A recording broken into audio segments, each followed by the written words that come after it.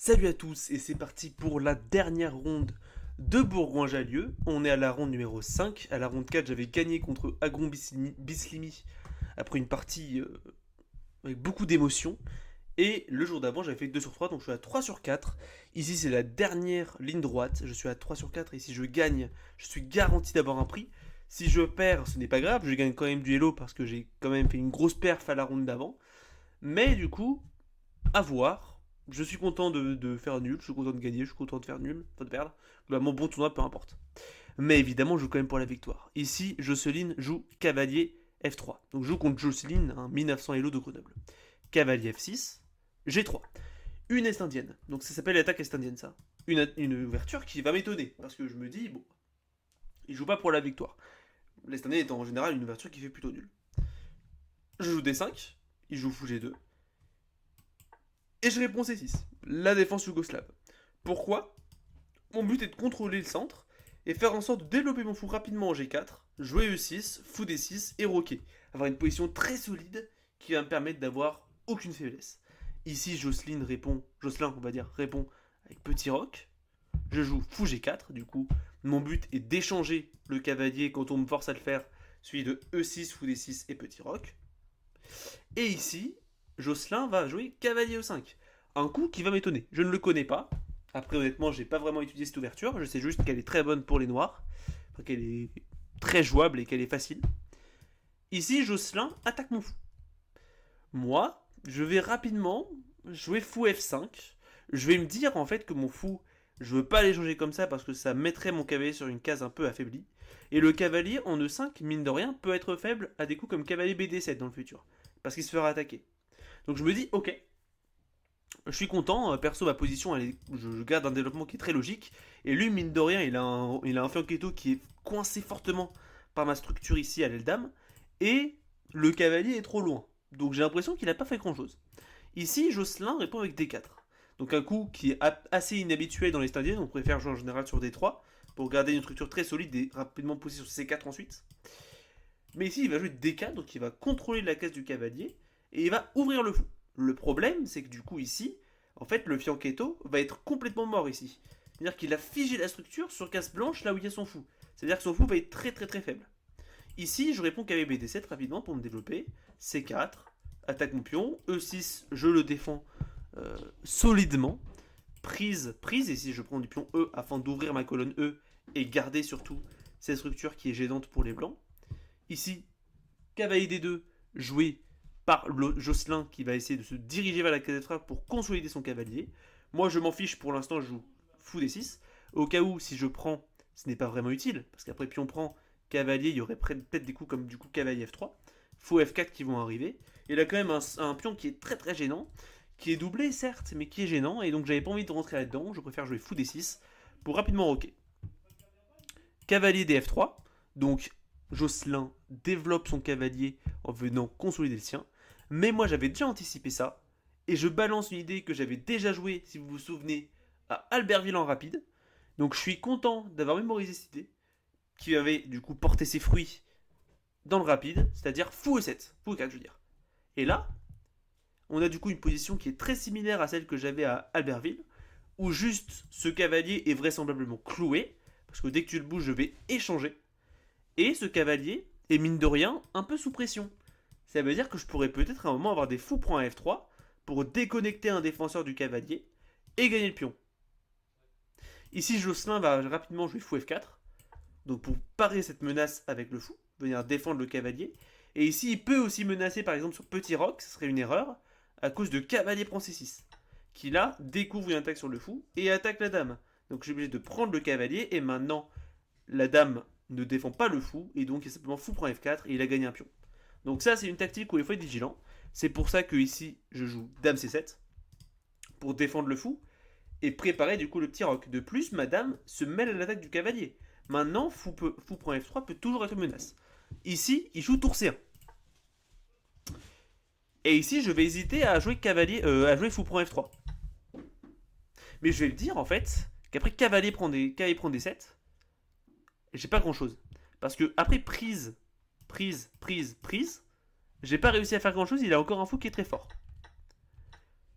Et si jamais il est malin.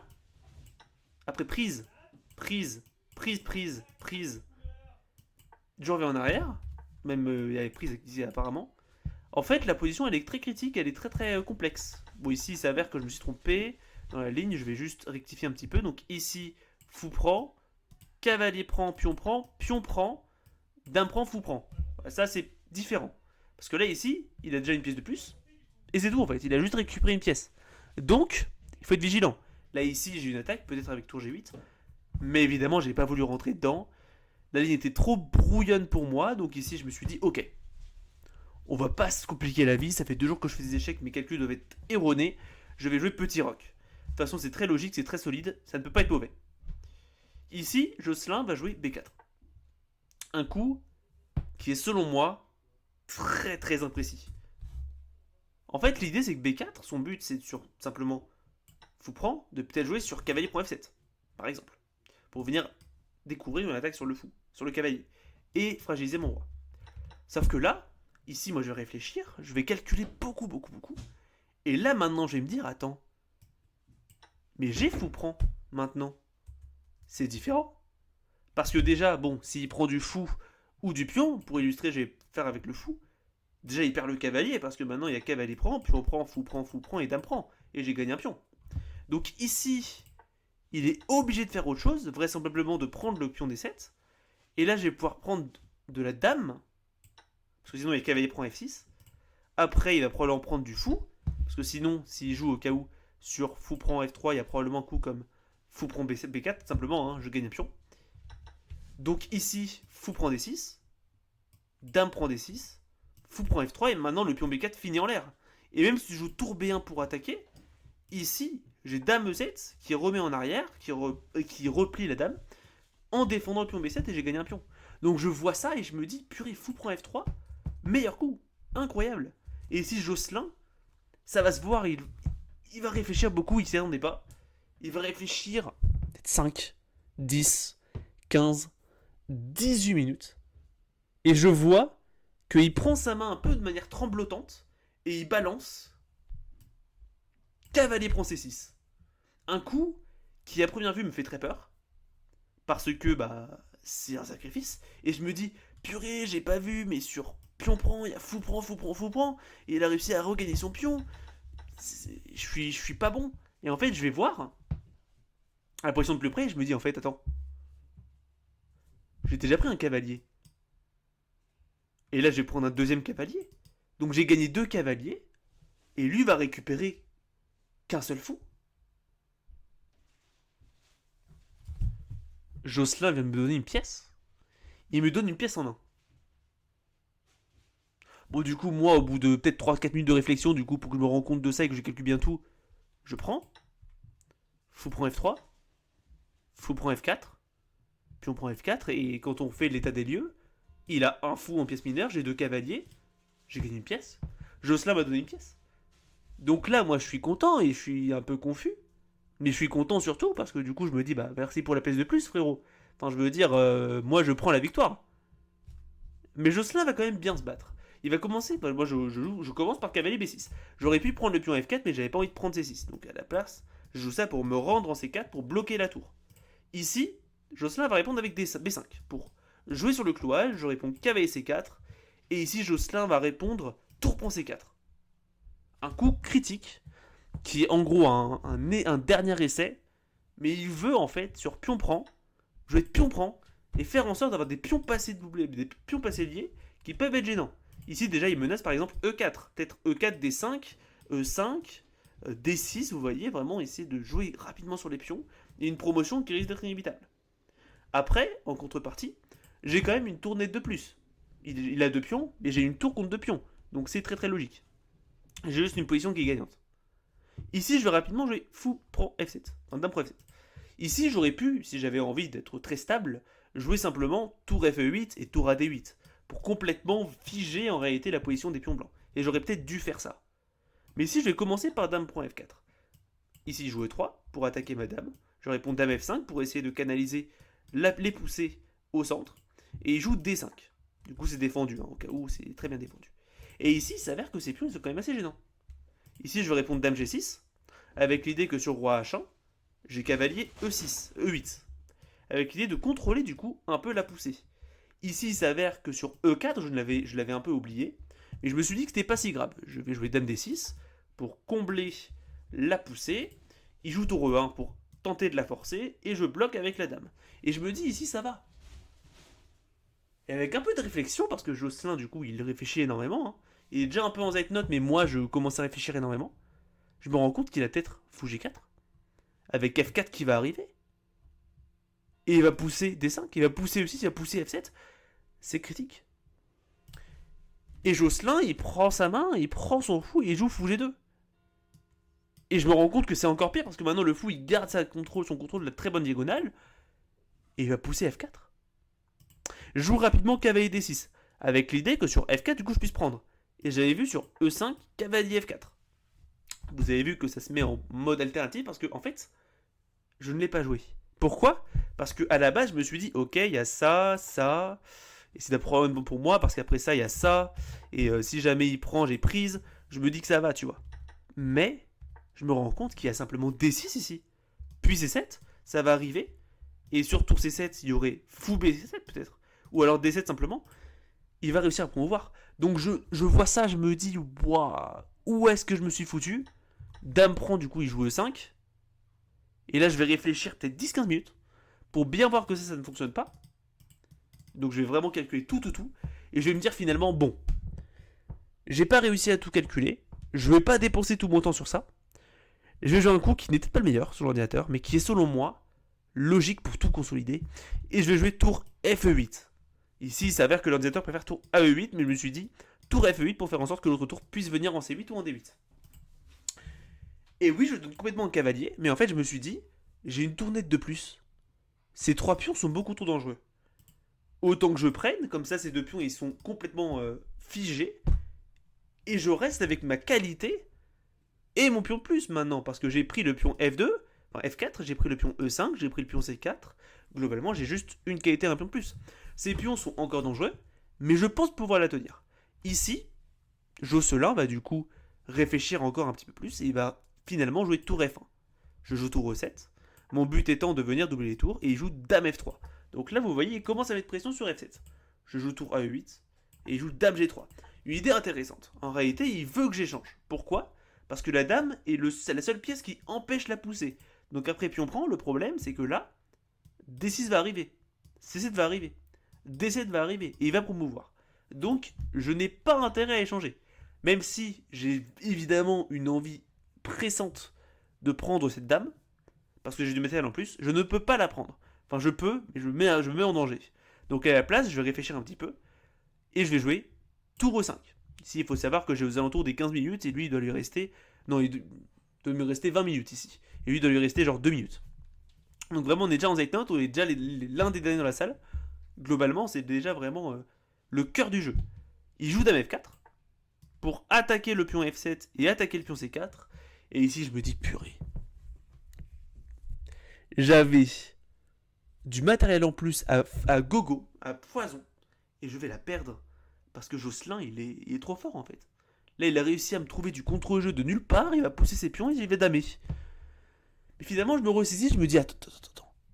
Ça peut pas passer comme ça, c'est impossible. Est-ce que j'ai du contre-jeu ? Parce que je me rends compte que je peux pas jouer passivement. Parce que si je joue passivement, lui il va prendre le pion C4, il va rapidement pousser. Et je me dis, attends. Dame G6, je le joue, après peut-être 10 minutes de réflexion. Je défends le pion, et j'autorise dame prend C4 avec un petit piège.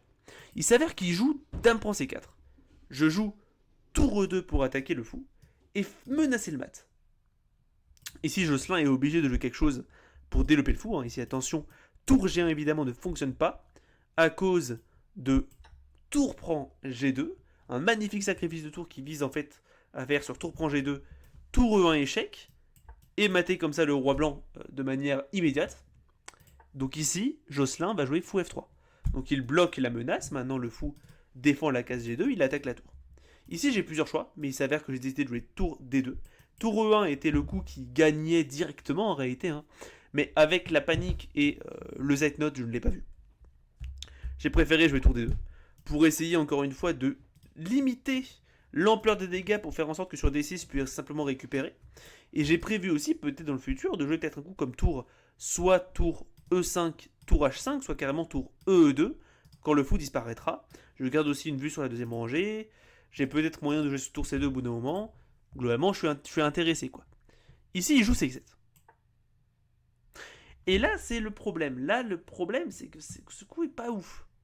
Ici, le meilleur coup, c'était de jouer probablement un coup comme Dame F4 pour attaquer la tour. On l'a vu à l'analyse après. Mais après, les positions sont quand même assez complexes, avec des coups comme tour prend A2, C7, tour C2, et je vais probablement réussir à quand même canaliser les pions avec une dame, un petit coup de Dame E6 bien placé, ou un truc comme ça. Mais c'est critique. Mais à la place, il joue C7. Et là, ici, moi, je me dis, attends, je gagne le pion. Je joue Dame D6. Là, ici, il y a une menace de mat. Oups. Il y a une menace de mat. J'attaque le pion. Il y a tour C8, tour C7 qui va arriver pour attaquer la dame. Et je gagne le pion. Ce pion va devenir isolé, je vais le gagner. Je gagne là. Et donc là, après avoir joué Dame D6, je souffle. Parce que je souffrais le martyr. Il y a même une position où j'étais complètement gagnant et je suis passé à 0 parce que du coup, il avait du contre-jeu. Et là, ça y est, je suis soulagé. Il joue rapidement Dame H4, du coup, pour venir défendre. Je prends le pion C7. Il joue tour G1. Je joue Dame D6 assez rapidement. Et ici, il s'avère qu'il avait un coup de tour prend G7 suivi de Dame G5 qui gagne un pion, techniquement. Je suis quand même complètement gagnant, mais ça permet de mettre un petit peu pression. À la place, il joue tour F1. Il lui reste genre...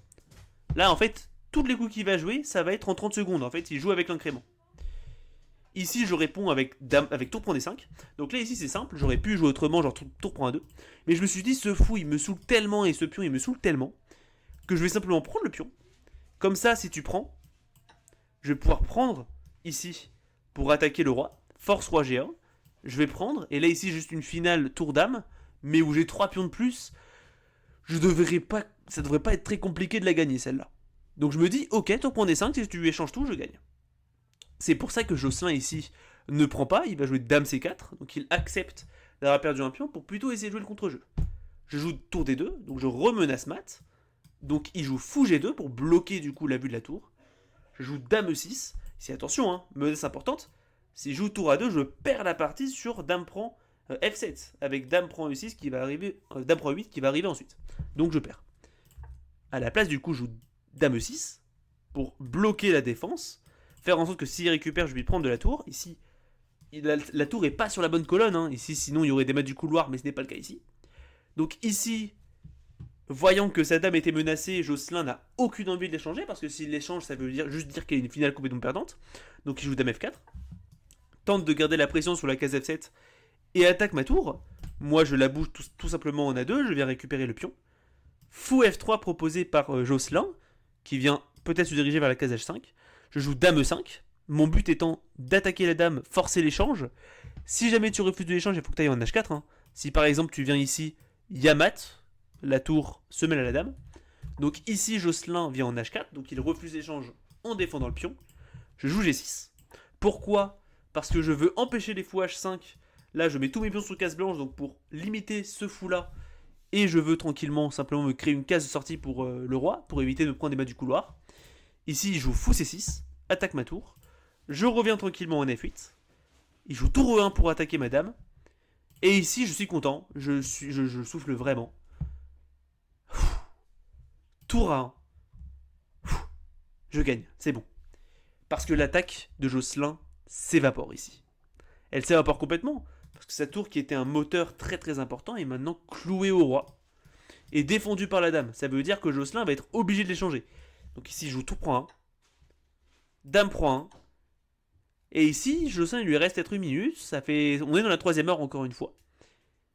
Et il va prendre sa dame. Et il va jouer Dame E4. Et appuyer sur la pendule. Donc c'est un coup illégal. Et globalement, en fait, les règles des échecs stipulent que quand on fait un coup illégal et qu'en gros on a touché la pièce, donc du coup voilà, on est obligé de jouer cette pièce pour le coup. Du coup, j'appelle l'arbitre parce que c'est un coup illégal. Et en gros, Jocelyn, il a compris ce qui se passait. Et il a il a en gros dit, il a en gros compris qu'il serait obligé de bouger ses dames, et il s'avère qu'il a un coup légal avec la dame, c'est-à-dire venir en D1, enfin en E1. Ça veut dire qu'ici en réalité il est forcé de jouer dame E1 à cause des règles des échecs. Donc c'était un peu profiteur de ma part. Malheureusement pour lui, je le revendique. Je ne suis pas là pour faire dans la finesse, hein. Si jamais je peux profiter du règlement, je profite du règlement. Certains pensent que c'est pas fair play, perso je respecte juste les règles. Mais globalement, du coup il est obligé de dame 1, et donc en comprenant ça, il abandonne, hein, logiquement. Mais c'est pas un grand gâchis dans le sens où globalement j'étais complètement gagnant. Ici il n'y a aucun espoir, hein. J'avais de toute façon poussé H5, H4. Ici j'avais même prévu, pour vous montrer, sur Roi G2 de jouer échec. Et ici, peu importe où tu vas, si tu viens là, tu te prends une fourchette roi fou, globalement, hein. Vous voyez que c'est toujours une fourchette. Et même si tu joues roi G3 en 3 malin avec tout, avec dame échec et fou F3, tu sauves ton fou. Mais là, le problème, c'est que du coup, j'ai simplement dame E1 échec, suivi de dame prend et A5. Et j'ai une qualité et beaucoup trop de temps passé, je vais gagner sans difficulté. Donc de toute façon, je vais la gagner celle-là. J'ai juste profité de ça pour me reposer parce que ça faisait trop longtemps. Mais du coup, voilà. 5ème ronde, 4ème victoire. Encore une fois, une partie longue. À Bourgoin, j'ai fait que des parties longues, que des parties de plus de 40 coups, sauf la première du coup. Voilà. Partie finie après énormément de combats quand même. Je tiens à féliciter quand même Jocelyn pour son énorme combativité. Il a réussi à trouver du contre-jeu alors qu'il avait du matériel en moins, mais à gogo. Et moi, j'ai bien joué en soi au début. Mais après, j'ai laissé beaucoup trop de contre-jeu, donc peut-être régler ça dans le futur. C'est une piste d'amélioration que j'ai peut-être dans le futur. Et du coup, victoire à cette 5ème ronde de Bourgoin-Jallieu, ce qui fait que je suis à 4 sur 5. Donc c'est la fin du tournoi, hein. Voilà, ça y est, on y est. Et du coup, belle perf encore une fois, j'ai fait 2 perfs d'affilée. Ce qui fait en fait que j'ai juste un très bon tournoi, hein. Je suis 7ème au classement général. Donc vraiment très très bonne perf. J'étais 17ème favori, je crois, au départ. Et j'ai fait une perf à, je crois, 2030. Ce qui est énorme. C'est beaucoup, c'est beaucoup, beaucoup. Et je crois que j'ai gagné 25 kilos. Après, du coup, je verrai à la fin du mois, mais il me semble que je gagne 25 kilos grâce à ce tournoi. Ce qui est pas mal. Je remonte au-dessus des 1850. C'est-à-dire que je suis maintenant à peut-être 20 élos de mon record qui était l'année dernière après les Coupes de France. Mais du coup, voilà, belle partie pour cette 5ème ronde, des beaux tournois en général. J'ai très très bien. J'ai bien réussi à monter, en tout cas, c'était mon but. Et les parties sont quand même assez qualitatives, mine de rien. J'ai appris des choses. J'ai quand même aussi réussi à jouer relativement bien malgré la pression. J'ai aussi fait des bonnes décisions stratégiques. Je vois que je suis plus poussé stratégiquement. Et peut-être que je vais continuer cette lancée pour la suite, on l'espère. Mais du coup, pour Bourgoin, ça fait 4 sur 5. Très bon tournoi, je suis fier de moi. Et du coup, je gagne du lot, c'est ce que je voulais. Du coup, j'espère que ce tournoi vous a plu. Évidemment, j'ai aimé le faire pour vous, j'ai aimé jouer ces parties, et je tiens à remercier évidemment la direction de Bourgoin pour avoir fait ce tournoi parce que c'était très très marrant. Et du coup, j'espère que ça vous a plu. Si c'est le cas, n'hésitez pas à vous abonner, à liker. Encore une fois, c'est la tradition. Pour ceux qui veulent euh, étudier les parties, les finales de leur côté avec les commentaires, c'est dans la description. Il y a un lien Lichess, c'est là-dedans. Et du coup, je vous dis à bientôt pour une prochaine vidéo. Donc ça sera le prochain tournoi, ça sera soit celui d'Ebens en rapide, soit la Coupe de France. Ça dépendra en fait du planning. Et je vous dis du coup à bientôt pour une prochaine vidéo. C'est Dragon Alpin. Tchuss.